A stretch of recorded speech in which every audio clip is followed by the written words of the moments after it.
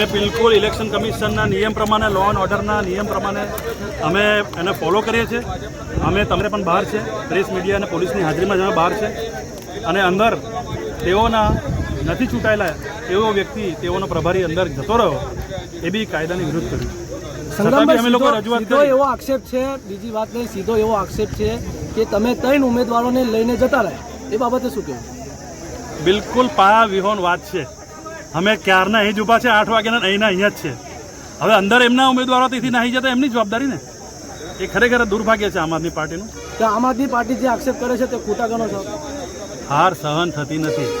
તમે વિચાર કરો, આમ આદમી પાર્ટીના કાર્યકરો જ્યારે આમ આદમી પાર્ટીના હોદ્દેદારના ઉપર જ્યારે કેસ કરી શકતા હોય, તેથી તમે સમજી શકો છો કે કેટલી વિભિન્નતા છે, કેટલા વિચારોમાં વિભિન્નતા છે અને કેટલા અંદર લડાઈ ઝઘડા વિવાદ છે. આ ઝઘડો, તેઓનો આ ઝઘડો એ લોકોના અંદર છે. તેઓએ એમના પ્રમુખ જાહેર કરી દીધા, અંદરખાને ઉપપ્રમુખ બનાવ્યા. એટલે કુરડીમાં ગોળ તોડવા ગયા અને નારિયેળ ફૂટ્યું એમનું. આ એવી વાત છે. ઘર ફૂટે ને ઘર જાય, અલી બાબા 40 ચોર, એવી વાત છે. રસિકભાઈ આવો તો આગળ.